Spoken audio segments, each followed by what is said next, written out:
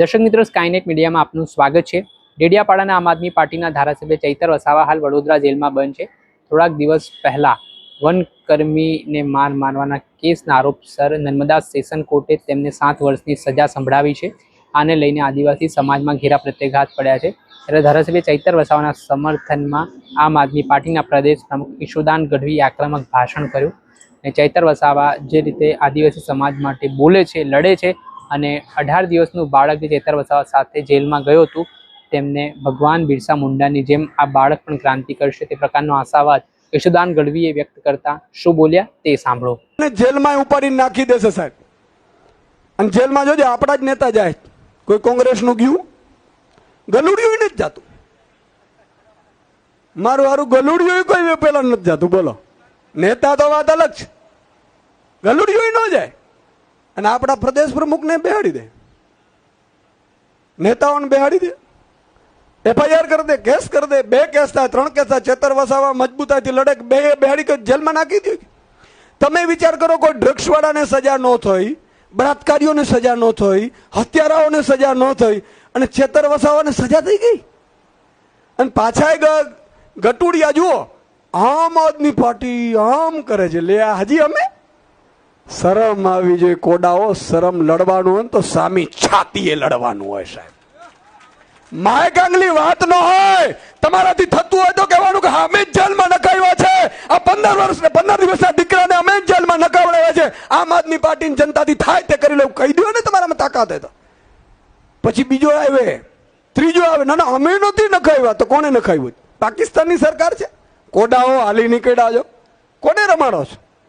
આજે મિત્રો ચૈતરભાઈ વસાવા તો મજબૂત નેતા બની ગયા છે, પણ જે 18 દિવસનો છોકરો જે આ ધરતી ઉપર જન્મ લીધું એને હજી કશું જ ખબર નહોતી, એને આ ધરતીનો અનાજનો એક દાણો પણ નહોતો નાખ્યો અને આ ભાજપની ભ્રષ્ટ સરકારે જેમ કંસે ભગવાન કૃષ્ણને એના પરિવારને જેલમાં પૂરીને જેલમાં જન્મ લીધો હતો ને, એમાં 18 દિવસનો દીકરો ગુજરાતમાં મિત્રો યાદ રાખજો, આગામી સમયમાં એ ભગવાન બિરસા મુંડા બનશે।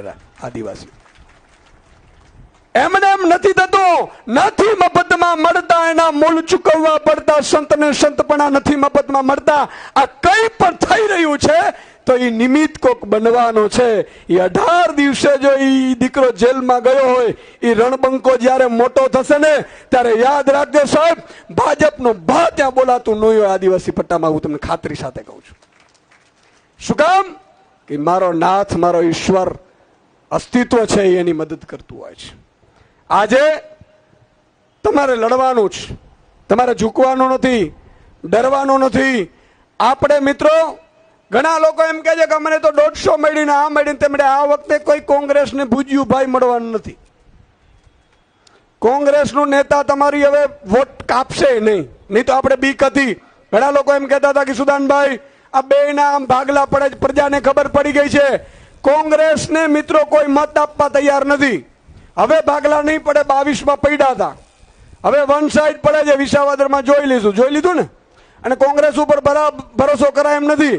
કોથળામાંથી બિલાડું કાઢે, આપણે એમ થાય કોથળામાં શું છે તો નીકળે બિલાડું। વિસાવદરમાં કાઢ્યું હતું આપણી જોડે કોંગ્રેસે કોથળામાંથી બિલાડું, અને એ જ કોંગ્રેસને ગુજરાતની જનતાએ તાલુકા જિલ્લામાં એવી પછાડી છે સાહેબ કે હવે આગામી 70 વર્ષ સુધી કોંગ્રેસ ગુજરાતમાં નહીં હોય। એટલા માટે તૈયારીઓ ચાલુ કરી દો। આપણે વિધાનસભામાં એવું વાતાવરણ બનવાનું છે 2027માં, અને અધિકારીઓ જે કામ વિરોધમાં કર્યું હતું ને સાહેબ, એ 27 નજીક આવશે ને એટલે તમારી આજુબાજુ આવીને ગોઠવાઈ જાય, તમે ચિંતા ન કરતા, તમે કરો, અમે બરોબર તમારી હાથે છીએ। એને દેખાઈ આવે કે આ વાવાઝોડું અહીંયાથી જ આવે છે, એટલે ચિંતા કરવાની જરૂર નથી। એટલું નહીં, ભાજપના મોટા મોટા નેતાઓ છે, સાંસદો છે, ધારાસભ્યો, પૂર્વ મંત્રીઓ તમારી પાસે આવીને કહેશે કે આમ આદમીમાં તાલુકા પ્રમુખ છે, તો કે હા, તો મારું ધ્યાન રાખજો, 27માં સરકાર બને પછી આ ન કહેવા આવે તો તમે મને યાદ કરજો સાહેબ। આ વ્યવસ્થા પેદા કરવા માટે આપણે મેદાને ઉતરવું પડશે। આજે આપ સૌ અહીંયા આવ્યા, આપ સૌ મોટી સંખ્યામાં ઉપસ્થિત રહ્યા, અહીંયા તમામ જે લીડરો અહીંયા પણ મહેનત કરી છે, એમનો પણ હું ખૂબ ખૂબ આભાર માનું છું। મિત્રો, આ જંગ પાર્ટ 2 બીજી લડાઈ ચાલુ થઈ છે. જ્યારે જ્યારે આ લડાઈને તમારે ગ્રાઉન્ડમાં લઈ જવી પડશે, ગામડે ગામડે લઈ જવી પડશે.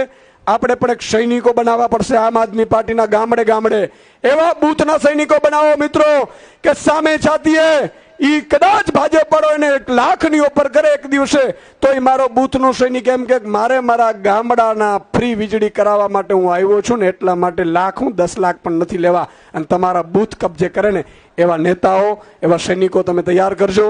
ફરીથી અગેન તમે બધા આવ્યા, ખૂબ મોટી સંખ્યામાં આવ્યા. આપણે સૌ આ બીજી લડાઈમાં પાર્ટ 2માં હજી ત્રીજું પણ જેમ મનોજભાઈએ કીધું એમ હજી આપણે ત્રીજું એલાન પણ કરીશું. અને આ લડાઈ છે લાંબા ગાળાની લડાઈ છે અને આમાં ક્યાંય ડરવા નથી, ઝૂકવા નથી. છેલ્લે એકવાર નારો લગાડીશું, ભારત માતા કી ઇન્કલાબ.